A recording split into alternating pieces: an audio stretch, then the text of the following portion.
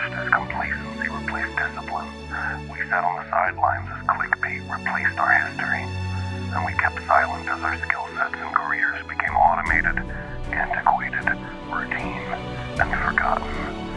This is unacceptable. We're here to guide you towards putting down your number and reclaiming your given name. We're here to guide you towards your vision of freedom. The world has changed, and there's no more room for willful ignorance. So to those happy with being stuck, with being complacent, this podcast's not for you. But to those looking for more, follow us as we reclaim it all. For our children, for our grandchildren, and for future generations to come.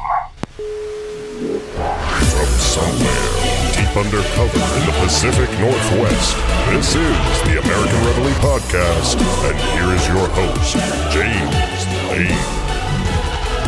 I just wanted you guys to know that if podcasting ever has an awards ceremony, I'm totally going for the most epic introduction in the history of podcasting. That's pretty much my goal there with that. This is James Lane, and this is the American Reveille Podcast. And how you doing, guys? It's the flagship debut, and I do plan on bringing you guys something special. I'm an expert by my own definition. I do hold an MBA in leadership. That's a plus, I guess. And I'm currently a full-time employee, full-time father, full-time student, and I am pursuing my PhD in business management, specializing in entrepreneurship. So kind of helps here too. I had what you might consider an abusive childhood, but a lot of hard work and real life experience, real world business experience, as well as education, has given me kind of a unique perspective on leadership, growth, small business, entrepreneurship, among many other things we're probably going to be discussing here on this podcast. So I've really just noticed people are really waking up with this pandemic. They're waking up across America, and they're starting to take control of their freedom, take control of their lives. And, you know, I'm specially equipped to help lead this parade. So I think we need to get this show on the road. What do you guys say? So the name of this episode is There's Nowhere to Go But Up. So there's nowhere to go but up. What do I mean by that statement? Well, if we're going to talk about that, then we're going to have to talk about reality for a second. And really, the reality is this. A ton of people are feeling really lost right now. And the reality beyond that is even deeper. You know, there's a reality within the reality, and that's this. It just so happened to be easier to watch as our savings and our jobs and our businesses began to disappear right before our eyes.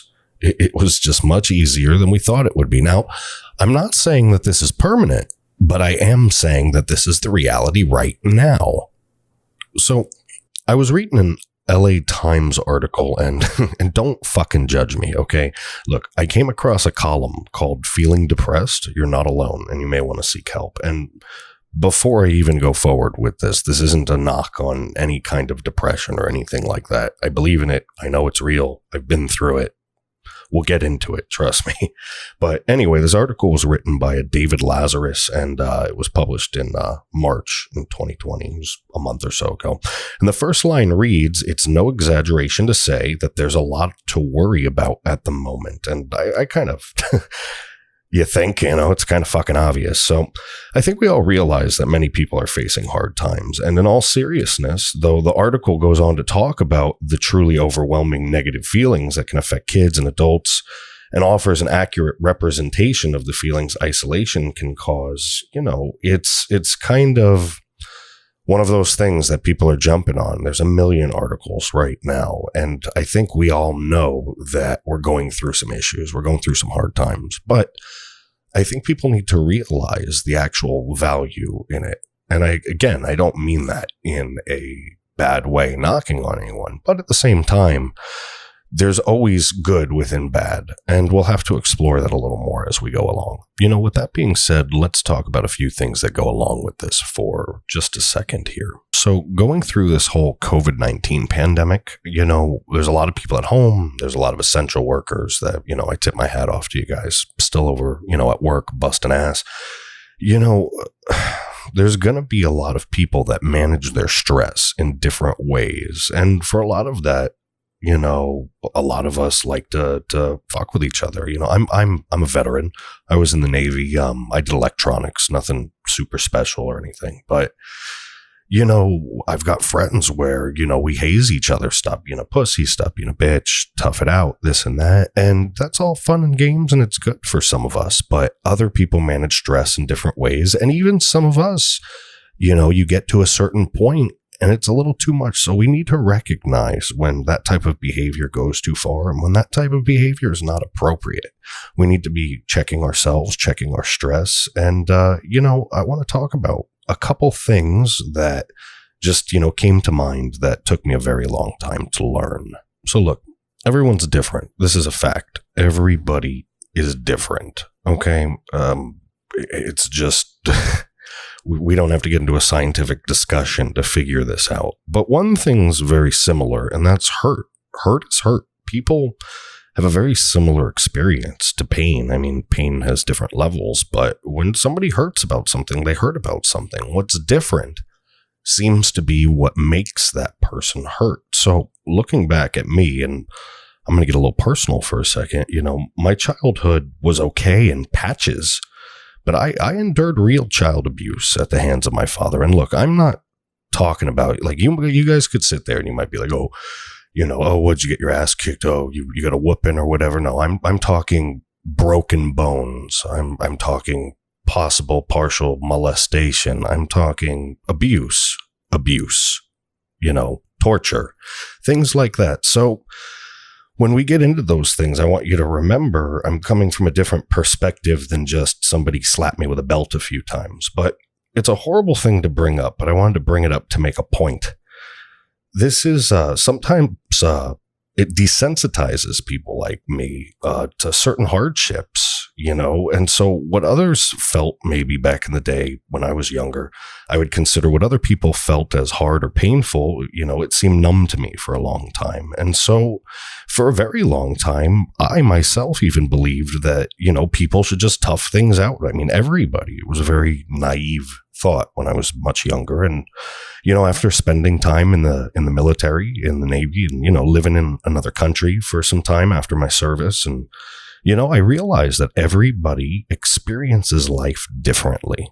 That's the thing, green is green maybe and blue is blue, but we have different emotions when we see these colors, even though heartache and pain may seem to feel the same, they're different to people. So if someone didn't go through the same hardships, the same exact route that I went through, what kind of fucking asshole does that make me? What kind of monster does that make me to judge them? I mean, how do you expect somebody to have the same thick skin when they never had a chance, whether you consider that good or bad, to cultivate that thick skin? So I'm taking a look at this other article right now, and there's a direct statement on there from the CDC pertaining to signs of oncoming depression. And these include, according to this article, changes in sleep, eating patterns, having trouble sleeping, having trouble concentrating, basically worsening of health problems you already might have, an increased use of alcohol, tobacco, drugs, marijuana, and actually, speaking of marijuana, I live up here in Washington, so, Seattle area, Tacoma area. And, they collect a whole shit ton of tax money off of the sale of weed up here. I'm talking boatloads of fucking money, more money than you could ever fucking imagine. And I just wonder where they're actually putting it. Like, where's the governor put all that? Because all of the things that they were going to do with that money never seemed to happen. It's funny. You notice how some of these local governments, they pass some of these more, and I'm not a far right person or anything, but a lot of these more left policies out there, they make it so the money kind of goes into a pocket and then gets distributed to all these special other funds. And then all of the big important projects don't seem to get done because with billions of more dollars, you figure there'd be some lights on the freeway in certain areas or another hospital or two that might have, I don't know, some extra ventilators. Anyway, I don't know. The article went on to talk about sticking with old routines, waking up at usual times, talking to people about feelings. And, this is a fluffy, really nice, fluffy article. And there's tons of those floating around out there. I mean, people are trying to see positive stuff, and we should be seeing positive stuff because there's a lot of negativity all around us. And obviously that's bad. It's pretty 1 + 1 = 2, what I'm saying here. But with fluffy articles like this, people are just getting fed a lot of bullshit. I want to see some solutions. Don't you want to see solutions? Positive advice, actual mentorship, actual leadership, and a lot of things. And I do like a lot of the direction coming from Washington, but this isn't really a political podcast, so we're not going to get too much into that unless you guys really want to talk about it, and I'm sure I'll find out if you do. But when I see all these articles, and that's article after article after article talking about mass depression, and I doubt it's going to actually happen, a complete full-on depression. But at the same time, again, where are the solutions? So I, for one, am getting a little sick and tired of all the negativity. I mean, aren't you guys? It's getting kind of freaking old. The coronavirus coverage, it's like 80s hair metal in primetime news. It's glitter, it's spandex, it's trashing hotels. And, you don't even, who the fuck's Joe Biden? Fuck, the apocalypse is here. Fuck Joe Biden. You don't even, it's so quick that these things change with the wind that it's kind of hard to really see, and tell who to take serious and what's actually happening. And I'm just here to tell you, folks, when the apocalypse blows over in a few weeks or months or whatever, and when the world returns to normal, it's going to be a little bit different. We kind of went off on this slightly different timeline here, and instead of focusing on whether we may or may not be getting depressed, though I do want to say this as a sidebar in reality. If you are feeling shitty, you are down, you're in a dark place, and you talk to somebody, there's no shame in that. I've done it myself. I still talk to people. And I want you to know that you should reach out. This isn't the old days. People aren't going to judge you. So back to what I'm saying, we really need to try to realize that this tremendous wake up call, I think people are feeling across the country. This time, this free time has really given people reflection. It's given people some perspective. And that's what I'm calling this mass American Reveille, this call to action, this wake up call, across the country where people are stepping up. There's a shit ton of extra hardship for many people out there, and they're experiencing for the first time, and even, maybe not for the first time, but even further depths of what they're made of. And we're going to see some special stuff. I think we're going to see a lot of the bad stuff fall, and we're going to see a lot of special stuff and a lot of special people step up. So I'm really looking forward to that.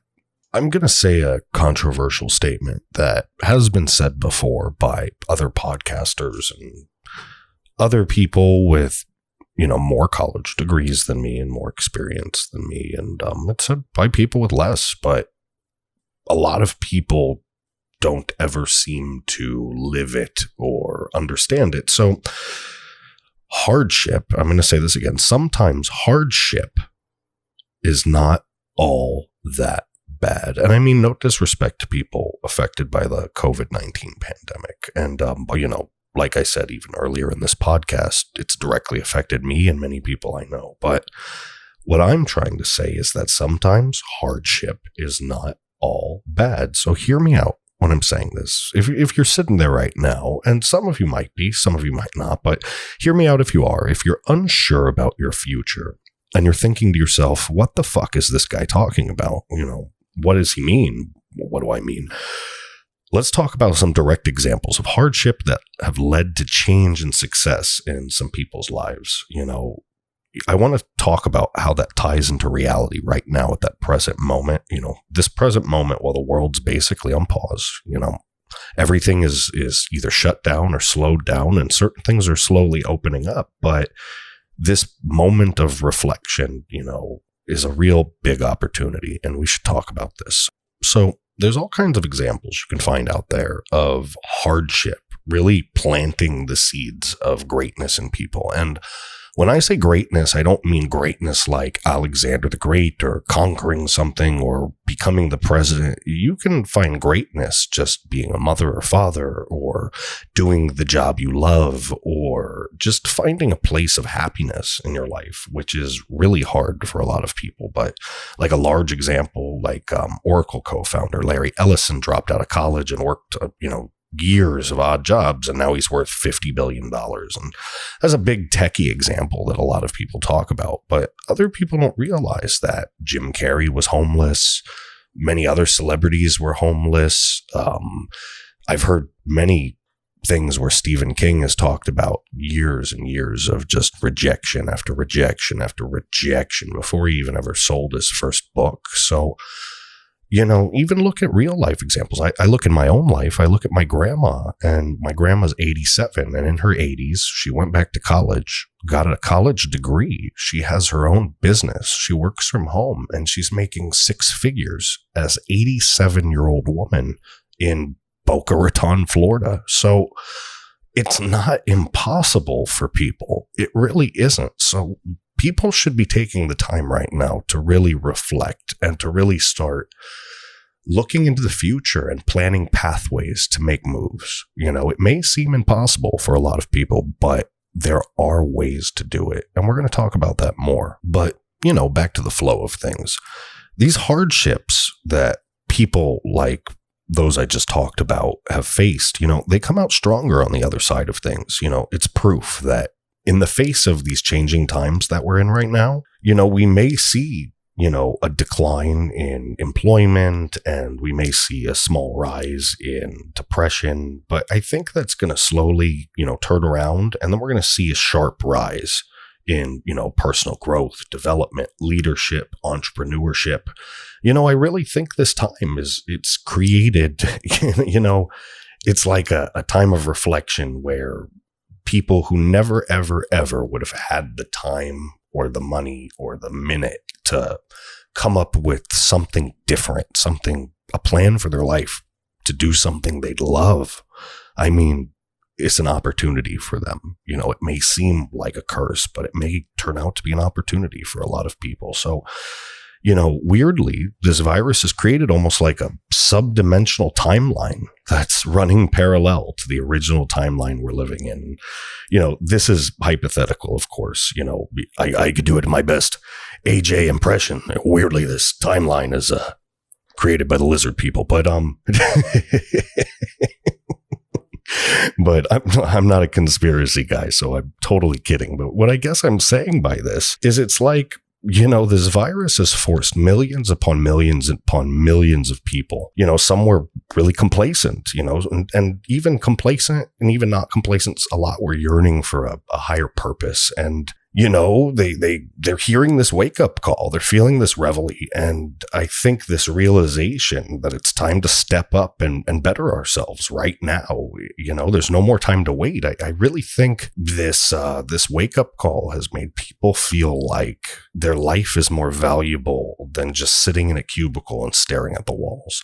I think it's going to lead to people finding purpose. And I think purpose really starts leading to the key to happiness. So while you face this dynamic and historical time that we're going through, we're all facing it. I want you to remember to try and be mentally prepared to solve problems. We're problem-solving creatures. That's what humans do. I want you to think back on times that you may have been through or drawn inspiration from others, and start looking for your inner strength. I want you to search for the value in the virus. And that may sound weird to some people. That may sound horrible. And a lot of people might say to me, oh, that's insensitive, or I don't want you to look at it from that perspective. I'm trying to put across a perspective of bettering ourselves. So, are you closer with friends and family? Has your entrepreneurial spirit been awakened? Do you feel passion about how things are being handled? I mean, things can be overwhelming, but has this time to think been helpful for you? You need to ask yourself these questions. Did you make it useful? Are you making it useful? Can you make it useful for yourself, for your family? Are you feeling anything other than your regular feelings about things? Things are different right now, and we need to try to find value in it. We need to find value in the virus so we can learn something from this and all become better people from it. There are enormous opportunities for personal and professional growth in this. If you could imagine, look, I'm going to stop and I'll say it like this. What is the point of being alive if there's no purpose to it all? Look, right?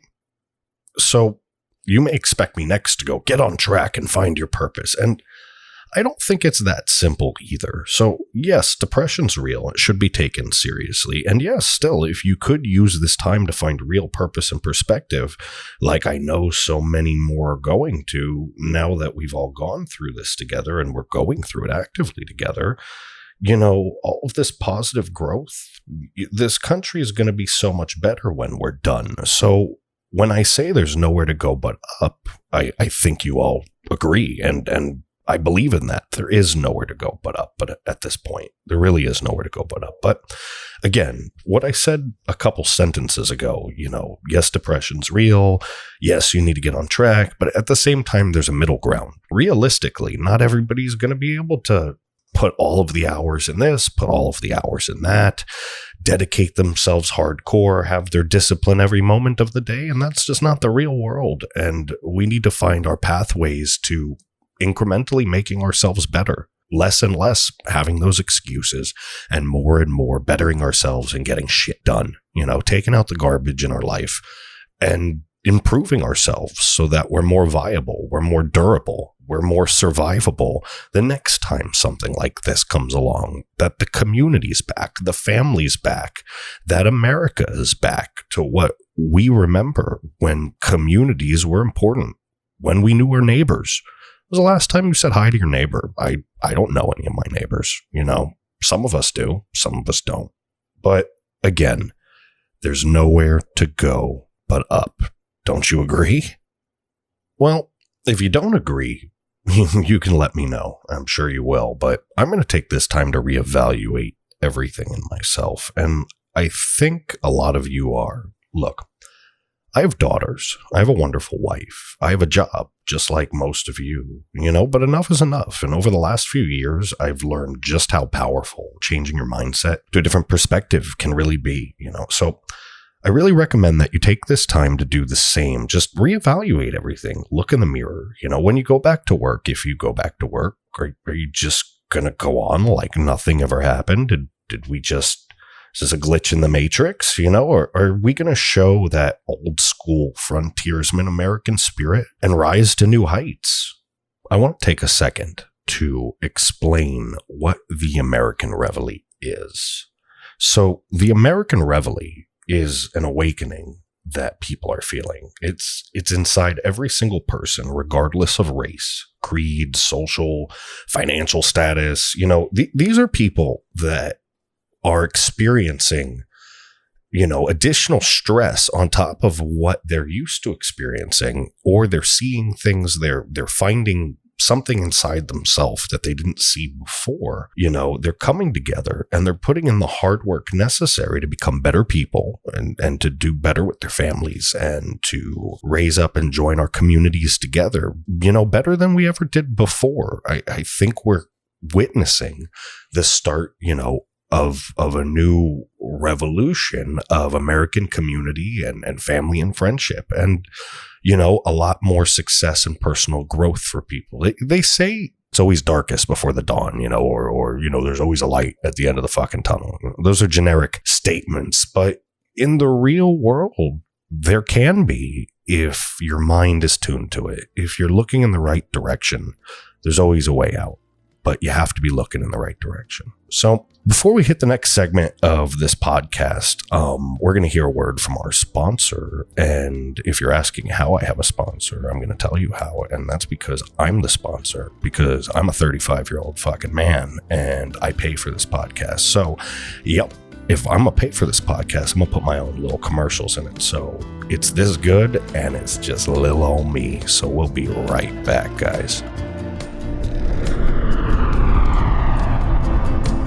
The American Reveille Podcast with James Lane would like to take a moment to thank you for taking the time out of your busy day to tune into the show. It's because of great fans like you that we strive to deliver the best quality content one can create as fast as one can fling the pen.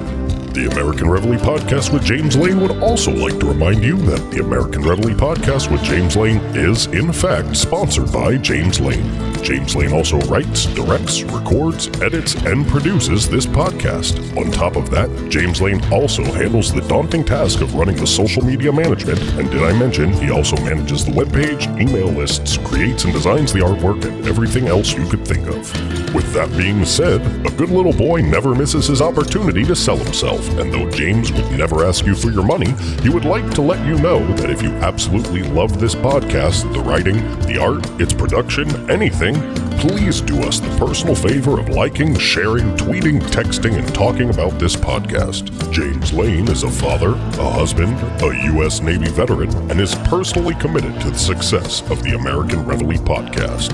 For booking inquiries, potential sponsors, volunteers, internship inquiries, feedbacks, comments, or suggestions, please email James Lane directly at podcast@AmericanReveille.com, or please visit our website at www.AmericanReveille.com. Now, let's get back to the show. Okay, guys. Here's the deal. Look, I write these episodes, okay? I write them from scratch. So yeah, there's segments and stuff, and I get buffer music because I want buffer music. So if this feels like 90s AM radio because I get my own little commercial with buffer music, then I don't know what to tell you. You're going to have to enjoy my format because this is what I want to do and I like it. So I'm doing this because I want to do it. I'm not doing this because I'm trying to make money. I'm not non-realistic like some people that think they're going to get podcast famous. I just like to hear the sound of my own voice in the microphone. So I'm not going to be throwing up any gimmicks, okay? I'm just going to do what I do best, which is talk. I'm going to speak, and I'm going to just keep talking until this show evolves into what it needs to become to cause some fucking positive change in this world and maybe make some folks happy, find some purpose, find some happiness. Look, people are starting to help build others up. You know, they're taking more ownership over their lives. They're taking more ownership over their decisions, and they're improving themselves. They're improving others. And, you know, I think, you know, we're really going to see, and we are seeing, and we're in the midst of a real awakening across this country. This American Reveille. It's a pass it forward type of thing that's going around. I mean, all the division that's been around, it just makes what we're all wanting to do and what we're all trying to do and what we're all paying to do, which is basically lead good lives and provide for our families, and what some of us are doing as well. You know, the same as the previous, but with a lot more money involved. You know, all the bullshit and division, it just makes things very difficult. It becomes a royal pain in the ass. And the fact is that there's only one vital and foundational step to success. And that, of course, is the one thing most of us, including myself, struggle with. The one thing we all hear certain people talk about a lot, and I'm not going to talk about in the same way, is discipline. You know, discipline can be very heavy. It's like a rock, you know, like a big, heavy ass boulder. You know, even, I don't know, there's better analogies, but you got to find ways to move your discipline. You know, sometimes it feels like an immovable force, but there are ways to leverage it, to lubricate it, to make it easier to access this discipline. Speaking of which, and honestly, I'm not having much luck looking for fucking articles to support claims and stuff, because a lot of these articles I'm finding are fluffy fucking marshmallow bullshit. But, you know, speaking of discipline, looking for a good article to try to support some of my claims about leadership and growth and stuff, you know, I saw this one, and it's just another stupid fucking article. And if you guys don't like me looking at some of these articles and reviewing them and bringing them up, let me know. You know, I'm going to go back and forth, but I have done some of these podcasts in a few different ways. So I will be looking at the metrics to see what you guys like and what you don't. And even though I'll always be doing the things that I love to do, I'll make sure I pick the things I love to do that you guys also like. So, you know, when we're talking about this article I'm looking at, the name of this article is Lack of Financial Discipline Can Sabotage Success. So, lack of financial discipline can sabotage success. No shit, right? No, you don't know how to manage your money, and now you're fucking homeless. Cool. Yeah, lack of financial discipline can sabotage success, you know? So, wow, that's why I'm broke, because I suck with money? Okay, so anyway, enough. Look, there's some people out there that suck with money, but like really, do they see this article title and immediately drop the pop figurine out of their hands and as the collectible pop figurine slowly falls to the floor and Hello Darkness, My Old Friend plays as they drop their jaws, do they go, holy shit, bro, I'm stuck with no money because I suck with it? I think people realize where they stand. I just think people use the excuse a lot of the times, and I don't want to say excuse all the time, but they use, you know, the I didn't know or I don't know how to get there. And we'll talk about that more. But, you know, this article was published in 2017 on golfnews.com. I've honestly never even fucking heard of that. So it's just another bullshit article. Anyway, so discipline. So look, discipline slips. And I'm not saying that that's 100% okay. But what I'm saying is that it's reality. It happens. So what matters is that we're always guiding ourselves, you know, back towards discipline. You know, this stuff's not easy. You know, it's not a perfect science. We always, as humans, tend to fall off the path. I don't think there's anybody out there that's perfect. And I'm sure some people might argue that. But, you know, let's put it like this. Any improvement that you make in the category of discipline and the things you surround yourselves with that surround discipline will trickle into all kinds of improvements into basically every part of your life and existence, whether it be career, family, everything. The more you get towards it, the better things become, the easier things become. And don't get me wrong, things never get perfect. Life's full of problems, and we're problem-solving creatures. And the real secret is that the problems don't stop. We just become better and more equipped to deal with them. So discipline slips. So keeping that in mind, an excellent article I came across, which as opposed to the shittier ones earlier talking about in this podcast, was it came on verywellmind.com, and it was called Willpower and the Psychology of Self-Control. And it was written by Kendra Cherry back in 2019. And Kendra put together some really good notes that go along with what we're talking about. So she states this, and this is a direct quote from her article. And just because it feels right and I want to, I'm going to say this in my best 1950s guy voice, just because I've always wanted to. So in a classic study, Stanford psychologist Walter Mischel asked children to wait to eat a treat, often a cookie or marshmallow, to receive 2 treats instead of just 1. While some of the children in Mischel's experiment gobbled up the treat immediately, choosing short-term satisfaction over a long-term reward, some of the children were able to exert their willpower and wait for a second reward. In follow-up research, Mischel found that those kids who were able to delay gratification had better grades, better academic test scores, and higher educational attainment. Later research by Angela Duckworth and Martin Seligman found that self-discipline played a greater role in academic success than IQ. In their research, they observed that students who had greater self-control had better school attendance, better grades, and better test scores. Other researchers have discovered that people with higher self-discipline have better relationship skills and are less likely to abuse alcohol and other substances, suffer fewer mental problems, and have better overall physical health. So what do you know?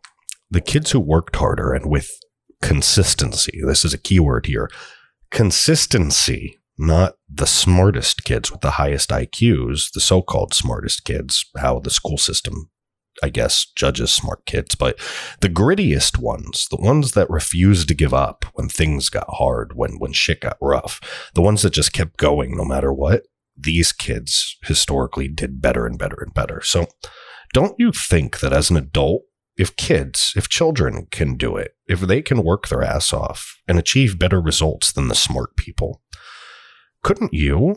Like, I spelled it out for you. Congratulations. You don't need to thank me. And if you have been making an excuse, I just made your life much more difficult by basically removing this excuse from your repertoire of excuses. If you think that you don't have it in you, or you're not smart, or nobody told you, or what do I do? It's not about smart. It's about busting your ass. You just got to make sure that you're busting your ass in the right direction. So now that we've established how working harder brings us better results, I'm going to tell you now, by the way, just to add this, if you work your ass off doing something ridiculous, like underwater basket weaving, and strategically this is unsound, like you do your market research and realize that nobody wants underwater weaved baskets for $3,000 a pop, or whatever it is you decide to do with your life. If you make a dumb decision and do something ridiculous and bust your ass doing it, don't come back to me in a few years and blame me and say, hey, James, you told me that if I work hard, I'm going to do well or better myself or be rich, and then call me a fucking idiot, because I'm going to call you an idiot. It's not rocket scientists. Okay, guys? You need to have a vision in mind. All right? The discipline comes much easier when you have vision, where you have a direction of where you want to go, a target to where you want to end up. So busting your ass is a gigantic part of it. But if you're just digging a hole in nowhere, you're going to end up nowhere. And that's a fact. So once you kind of get an idea, once you know where you want to be, where you want to go, and whether that's a lead electrician or a department manager, a small business owner, or an entrepreneur, a circus clown, a fucking professional wrestler, whatever it is, once you figure out kind of the direction, what you want to do, where you want to go, the discipline comes much more natural.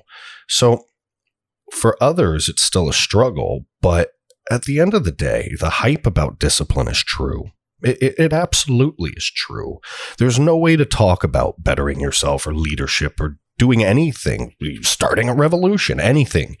At the end of the day, it's true. At some point, at some place in time, along your journey to success, if you're going to be successful, if you're really going to achieve what you want to do, if it's beyond just, getting a job and doing decent, which there's nothing wrong with that. But if you want to go beyond that and really lead and step up and make improvements to this world around us, you're going to have to get disciplined. Sounds super easy, right? Well, let's just say maybe, just maybe, we're still having trouble getting disciplined. So let's look at it like this. We, as problem-solving creatures, should ask ourselves, how can we somehow facilitate getting disciplined quicker? What can I do to get more disciplined? Well, hint, hint, ladies and gentlemen, I mentioned it just a minute ago, and that's figuring out whatever it is that you want to do. It's starting with a vision. So as mentioned before, finding your vision, picking something and marching towards it. So look, if you're indecisive, pick something. All right. If you have to make changes along the way, it's okay. It's completely normal. My life's destinations changed a million times. I feel like a fucking dinosaur, like a sorcerer dinosaur, like feeling old, but having wisdom, but my back hurts every time I do something. Just pick something. Trust me. Pick something. So if you're a customer service rep now, strive for a leadership position. If you hate your job, choose a different role or job and start planning your moves towards it, or at least make the goal, have the vision to know you want to get out of there and go somewhere else and start working towards figuring that out. If this virus has taken your job from under your feet, apply for the added benefits and take this time to really begin planning your moves, especially now that your world's been shook up and we've really caught a glimpse behind the veil. Look, I know it's not easy and it's never easy. And now that I've said that and made you feel better, and we all recognize that it's a pain in the ass, prepare to deal with a pain in the ass. Speaking of bottoms, look, I know what the bottom tastes like. A lot of this stuff, like if you're really struggling, you're hearing a lot of this stuff and it sounds too good to be true. And I want you to know that I know what it feels like to have nothing. And I know a lot of you do too, and know how it feels, just to climb the rungs to get to a decent point in life. I mean, you'll either relate to what I'm saying or you won't believe a word I'm saying, but you'll hear about it in bits and pieces and decide for yourself as these podcasts go forward. But let's talk about figuring out a vision, an ultimate goal, an endpoint, something to help lubricate the sometimes rusty sliding tracks of self-discipline, with your own brand of personal growth WD-40, but first, I'll say it like this. I'm the sponsor. I said it last time. I'll say it again. I'm not going to mention it in all of these podcasts. This is my fantastic business model, but it's not really a business model. I'm trying to build a relationship with you guys. So we're going to talk about this more in about a minute. But before that, let's just hear a word from me, the fucking sponsor. We'll be right back, guys.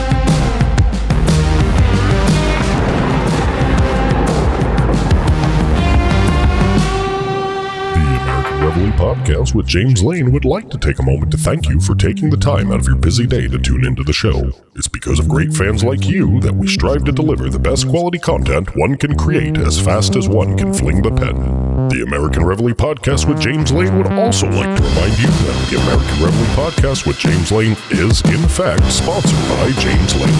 James Lane also writes, directs, records, edits, and produces this podcast. On top of that, James Lane also handles the daunting task of running the social media management. And did I mention he also manages the webpage, email lists, creates and designs the artwork, and everything else you can think of. With that being said, a good little boy never misses his opportunity to sell himself. And though James would never ask you for your money, he would like to let you know that if you absolutely love this podcast, the writing, the art, its production, anything, please do us the personal favor of liking, sharing, tweeting, texting, and talking about this podcast. James Lane is a father, a husband, a U.S. Navy veteran, and is personally committed to the success of the American Reveille Podcast.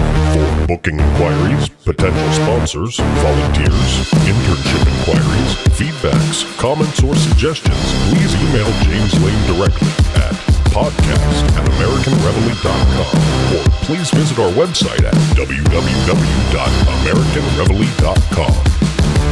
Now, let's get back to the show. And we are back, ladies and gentlemen. Yep. I know I'm fucking ridiculous, but hey, sometimes that's what it takes. I do have a vision, a clear destination, and a purpose. Do you? Well, if you do, let's laser focus. And if you don't, there's no better time than now to start visualizing your vision. That's literally what it is. Visualizing your fucking vision. Like the old Disney movie Hook, where Robin Williams, rest in peace, can't get his shit together and remember he's Peter Pan. So he can't save his kids. And he's at the imaginary dinner table, and that Rufio kid throws a coconut at his face, and he finally uses his imagination. Well, that's what I need you to do. Throwing a coconut at you. Can you feel it? Are you doing it? Are you using your imagination? Good. Anyway, the point is that it takes practice. You basically have to beat the time-old enemy, indecision. And I'm not talking about indigestion. That's what I have. But indecision, at some point, you just have to stand up and say, hey, I'm going to try to become better organized so I can try to figure out how to advance quicker at work or in life or in whatever, because I want to be a supply manager. I want to be a vice president, or I want to be a better husband, or I want to be better at soccer, or I want to learn to play the ukulele and do backflips and turn it into a company. Whatever it is you want, you just have to love it. And it really depends upon the extent of your imagination. Your vision really could go as far as you're able to imagine. I always say, shoot for the stars. So at least if you fail, you land in the sky. It's higher than everything else. You have to be able to foresee the future so that you can focus on the tasks at hand necessary to make that envisioned, imagined, whatever you want to call it, to make the possible future your actual future. You have to be able to dream it first. So it becomes this. You have to envision something, pick something. You can't start a fight if you don't have anything to fight? How can you? You have to know what your goal is, what you're trying to strive for. So rather than wait for somebody to come and help, because reality check, people, for most of us, no one's coming. No one ever comes. If you're, for some people out there that have been in some nasty relationships, I'm sure you know this by now, just as I do. But if you can visualize it, right? That's what you have to do. You have to visualize it. You have to work your ass off, and you have to take it. So though there are many, many, many unspoken steps in between what I'm talking about right now, vision is one of them. It's a big one. It's absolutely foundational. And how can you organize anything into an actual objective without being able to have a destination to your journey in mind? Whatever that is, you don't just drive to certain parts of New Jersey without Google Maps on. You don't grow anything, not a career, not a business, and not yourself without knowing where you're going. So let's start stitching this dead pony together, guys. When we first talked about the title of today's podcast, There's Nowhere to Go But Up, we talked about the difference in people's experiences, how we should have some consideration for how others, experience life and experience pain. And, I think that's important to understand, that through all these changes we're going through at the moment as a people, that we're a community, we're a human community. We as humans have always been tribal creatures, and it's better morally, ethically, and strategically to lift people up, for our species, not put them down, to help others find purpose in their life and to be selfless. If we can start acting more as a community, if we can start acting more selfless, the opportunities will be abundant. On top of this, we also spoke about the importance of having a positive mindset, finding value in hardship, putting that positive spin on things. And if it's in you to be a leader, there are plenty of opportunities in your community to step up right now. Just look around you. Virtually, even from home, you can step up. It's a time more than ever to find success as individuals, but also as a community. Again, lifting each other up. Look, anyone who spreads a message of positivity, anybody helping build others up, taking more ownership over their lives, their decisions, and striving as individuals and teams to improve each other right now, anybody waking up to reality, to that new reality, and it shouldn't be a new reality, but for a lot of us it is. That's the American Reveille. We talked about self-discipline and the difficulties many of us have, including myself, keeping self-discipline. Look, it's absolutely true. Discipline's hard as fuck. I've been 350 pounds before. I really have. And I've also had six-pack abs. Discipline in any area of life is challenging to maintain. But again, to improve ourselves and our communities for ourselves and our kids and their kids and so on, we must do better in this department.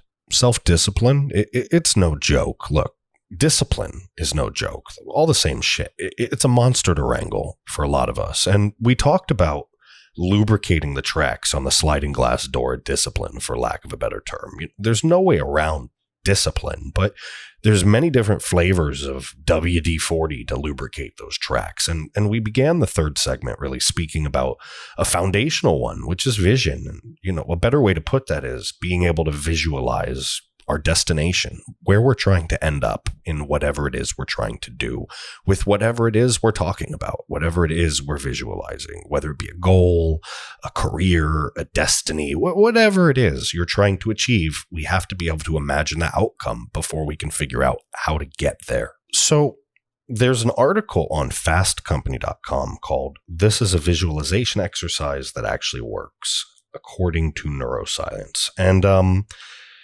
it's basically about what's called a visual action board. So imagine a cork board where you could just pin ideas written and drawn to it, or you can be a fucking crazy person like me and use the walls and scotch tape and color-coded sticky notes. But look, trust me, you should see how I planned this podcast. And if you pay attention to the website and the social media, you will. There's all kinds of behind-the-scenes stuff I'm going to be putting up. But Anyway, the article talks about how our brains select the information we process. And in 1998, psychologists Levine and Simons, they're able to prove how selective our memories actually are by doing experiments distracting people in public during conversation and replacing items and even entire people in the surrounding background and area around these people while they were being distracted.